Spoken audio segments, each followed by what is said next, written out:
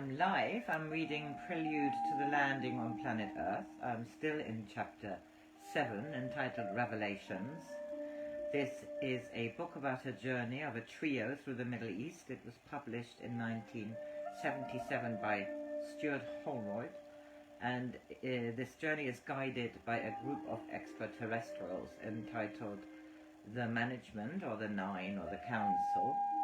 Tom is the speaker for the council, and we are now on the journey. We are in 1975 or end of 74, and they have been talking, and the question was, which Joseph would that be? Andrija asked. There are several in the Bible. It would be the one that was in Egypt, and there was one whose name was Da Vinci. We speak to you only of those that have been recorded historically. There have been others. To come to more recent times, Andrija said, would a figure like Helena Blavatsky qualify? I must consult, Tom said, and after a pause returned with the information. Blavatsky was true. Well, thank you, Andrija said. That information answers a lot of questions. Before we go on, I have just one more along those lines. Who was it that received the communication that we call the revelation of St. John the Divine? Tom had to consult again, and this time he returned with a question. Would you be able to understand what it was, John the Baptist? I would never have imagined that, Andrija said. That really is a surprise. It was before the baptism. It was that brought the understanding of who Jesus was.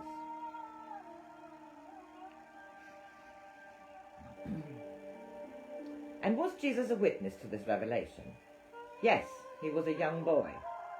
And did he actually say this revelation to St. John, or did it come direct? It came as we speak to you, John said. It was later explained that after John the Baptist's death, the revelation was transmitted by him to St. John the Divine, who received it as a vision while in exile on the island of Patmos. Though the power of the opposition were supposed to have diminished since October, it was during these weeks of January and February 1975 that the balance and togetherness of the trio came under the severest pressure. It was perhaps the more severe for being pressure from within. In October they had rallied to withstand a common enemy, but there was no rallying against the more insidious enemy of this time, which was a disruptive force that drew its strength from their own egos, their resentments, their insecurity, and their pride. 2 years later, looking back on the big scene between Phyllis and Andrija, in which he had acted as mediator, John said, I thought that Phyllis's emotion had as much right to be heard as Andrija's opinions, but at the same time my mediation wasn't perhaps as selfless and as balanced as it might seem. For one thing, I felt some guilt, because in the past I'd done what Andrija was doing now and not paid attention to Phyllis's emotions. And to an extent I was compensating for that. But also I didn't want to fall into disfavor with Andrija, because I regarded him as an ally. So there was an element of self-interest in my playing the middle of the road. John's own crisis occurred at the beginning of February. They had agreed to split up for a short while so that John could spend some time with Diana in the Bahamas, and Phyllis could go and see her daughters in Florida. And the last session they had before John's departure had a dramatic conclusion. John, no less than Andrija, had balked at Tom's statement that in certain respects Phyllis was their teacher. And also in the last weeks he had been repeatedly irritated by certain aspects of Phyllis's conduct. I was very much into the idea of community living, he later explained, and sometimes the way Phyllis insisted on doing her own thing and set herself apart really got up my nose.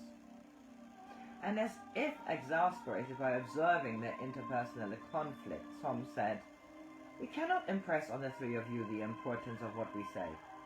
When there is difficulty among you, it is more serious than the difficulty that would arise among others. Your energies are of a different nature, and if they cannot be in balance, they will be the destruction of the three of you. You must understand that if one of you is on a collision course, it affects all three. There's great anxiety among us. We do not wish to speak of bringing you back to us, but we want you to be clear that now there are but three choices. First, we can remove the being and return her home, and that will leave the two of you. Second, we can remove the being from the two of you and still have her in physical existence so that her energy would still be available for us, for the civilization of Altea to use. Or we can keep the being with the two of you, which is in truth the situation which you originally chose.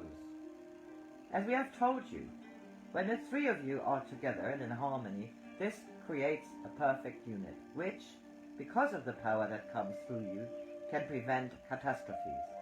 It is your choice. We cannot interfere. We give you the three.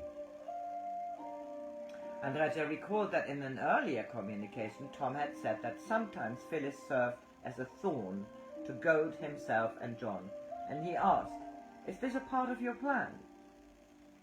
"No," Tom replied. "When we said she was a thorn, it was from observation. It is difficult for the two of you to accept that the being sees to the core of the truth of a situation. It is not always a situation that she understands, and she is not always aware that she sees the truth. And it is as difficult for her as it is for you to understand how she knows. When we said she was as a thorn, it was because we realized that the being knows the truth upon immediate communication with other people. And it's not always the truth that they would recognize in their own minds. It is the truth of what is the truth." This claim for Phyllis's infallibility was very difficult for John to swallow, in view of the dissensions they had had over the last few weeks. He mentioned that she had sometimes accused him of generating a negative energy, and he accepted that possibly he sometimes did, but he protested. "I cannot help but be aware that the being herself is sometimes the source of negative energy that affects not only me, but others around here. This she doesn't seem to see at all, and this is possibly where our problem lies." "We have just explained, and we will explain again," Tom said. "The being sees through the situation, immediately upon observation, without thinking she knows. You have said that there is a creation of negative energy. What we have explained to you is that the negative energy of which you are aware comes from what the being sees, though she knows not from where it comes." "So what you are saying is that she's perfect?" said John, a little irascibly, "and that the negative energy all comes from other people and not from her?" "We did not say that. You are not perfect, the doctor is not perfect, and the being is not perfect. We have asked you to work in harmony, and if you allow others to implant in you a great disharmony, then you have done a great injustice to yourself and to the three." "Well, may I just say this?" John said. "I feel that you've quite rightly admonished me several times for my feelings of frustration and my shortness of... But very often she produces those very same characteristics that you've admonished me for, and this is something I find very difficult." Oh, I hope that recorded. John was externally being cool and reasonable, but a surge of violent anger welled up in him, and he later attributed to this the alarming and unprecedented thing that happened next. Tom interrupted him and said in a level voice, but with a chilling note of finality, "We will remove the being." Instantly Phyllis slumped out of trance, and for an awful moment John thought that she was dead. The peremptory statement echoed through John's mind repeatedly during the days he was in the Bahamas. He phoned Andrija twice a day to see if there was any news of Phyllis from Florida, still fearing drastic consequences. To remove the being and return her home, Tom had said, was the first option available to them. The second was to remove the being from the two of you, so either she was to die or to stop working with them. Either eventuality would be a catastrophic and was unthinkable, and John agonized over the thought that he had brought this situation about. He sat on the beach alone and went through harrowing hours of reprisals of himself and of the extent to which his ego had caused the conflict with Phyllis. At first he was unclear how he had been so wrong, but he accepted that the 9 knew best and that he would understand in time. He resolved that if the work with Phyllis continued, he would finally and unconditionally surrender his personal will to that of the higher purpose of the work. When John returned to Ossining after a few days, the news of Phyllis was encouraging. She was going to be back on the 25th of February, but also John recalled that some time before, Tom had said that they would be in Israel again by the end of February, and he was apprehensive lest their interpersonal discord should have created a setback for the management plans. It was a great relief for John to find in their first communication they held after Phyllis' return that nothing had substantially changed except within him. He and Andrija reaffirmed their dedication and readiness to work wherever the management required. And Tom said that as they were all in a low state and not fit for channeling, the necessary energies they should not go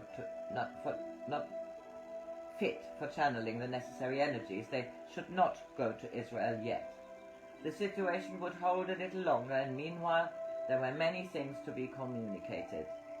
It was in this period, just before they went to Israel, for the second time, that the subject of the Book of Revelations came up, and was elaborated by Tom over a number of communications. I propose now to bring all this material together, but first would like to make a few points by way of preface. The material of the Book of Revelation is in many ways the most intriguing in all the communications for the familiarity Tom shows with the text, and the ingenuity he exercises in interpreting it, raise and focus the basic problems posed by the communications as a whole. Do they emanate from the mind of one or other of the participants, or from a combination of them in psychic concert? Or are they explainable in terms of Phyllis's cryptomnesia, or of Andrija's telepathic projection? Are they a collusive hoax, or are they the product of an intelligence or a combination of intelligences of unknown origin, endowed with extraordinary powers of invention and improvisation? Any member of the group might have been or become familiar with the text of Revelation, so a normal explanation, as in hoax, or a normal paranormal, one, telepathy, cryptomnesia, might be tenable.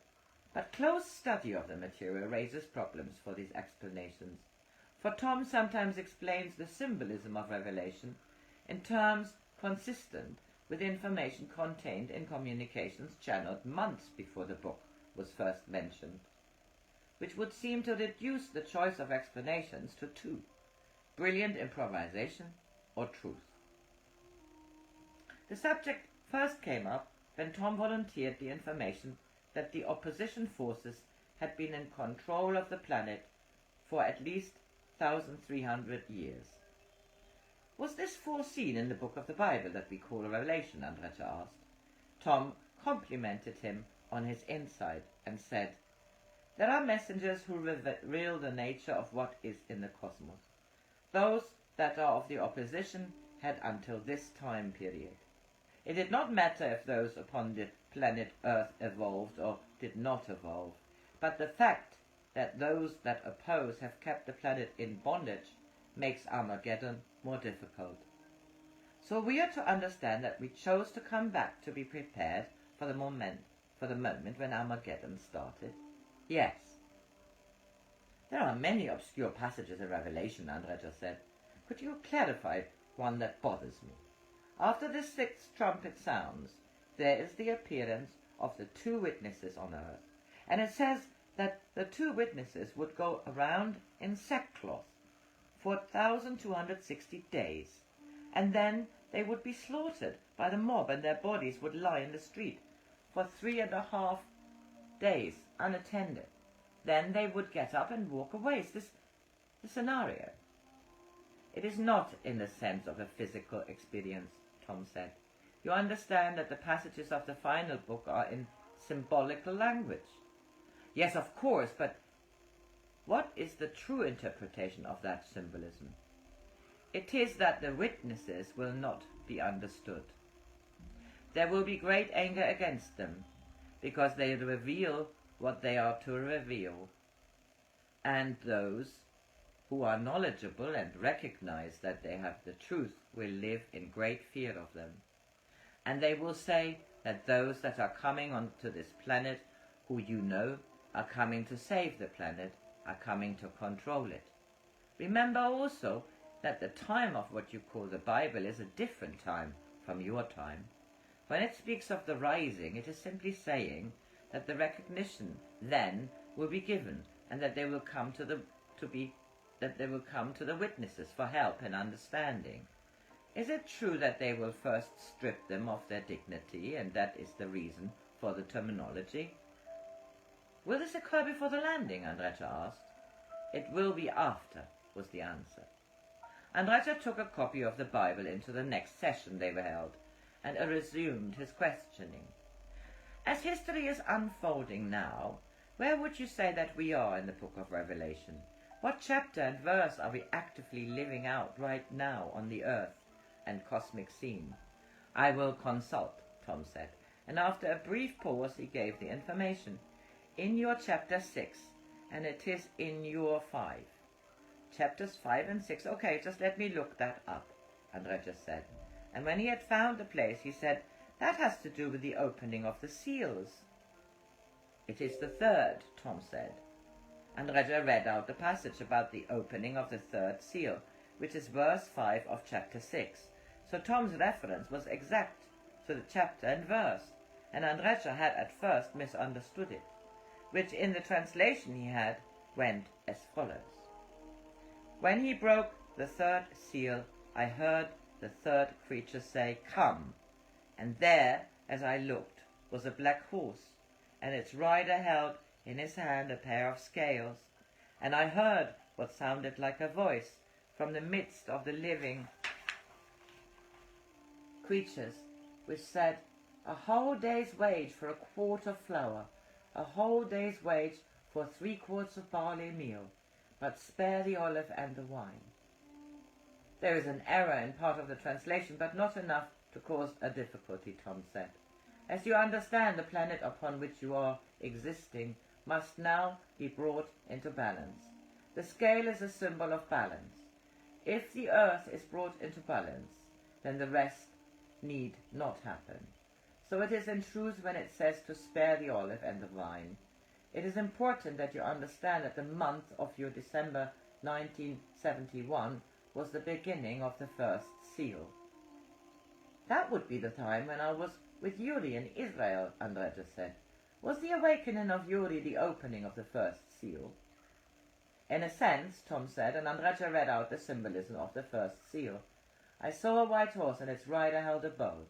He was given a crown, and he rode forth, conquering and to conquer. In explanation of this, Tom said, you must understand what in fact happened in 1971. It was the beginning of the arrangements for the coming of Jehovah. You understand about the Hovits?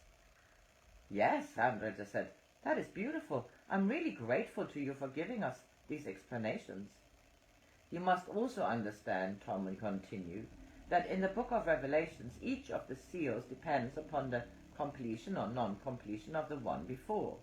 If you can bring into harmony and into understanding the peoples of the planet Earth, it will not be necessary for the 4th seal. I see, Andrija said. Then presumably the 7 trumpets would not have to be blown. I mean, the trumpets of the 7 angels all spell disaster for Earth and for man. That is correct. And there's obviously a timetable for the opening of the seals, and there's one verse that seems to indicate the start of the final phase. It is the 1st verse of chapter 8. Now when the Lamb had opened the seventh seal, there was silence in heaven above the space of half an hour.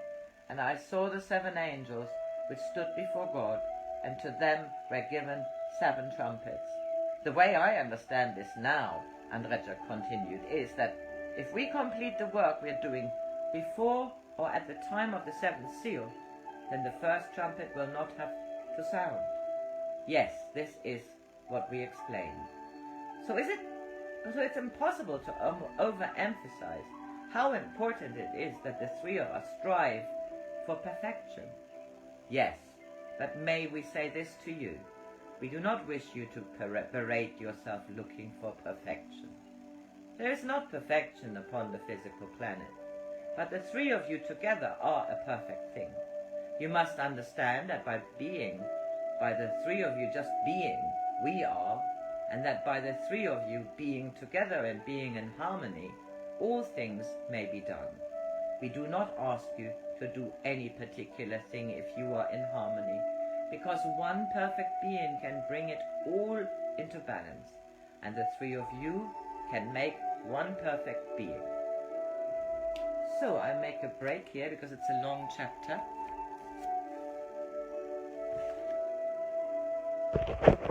Have a good 14th of March.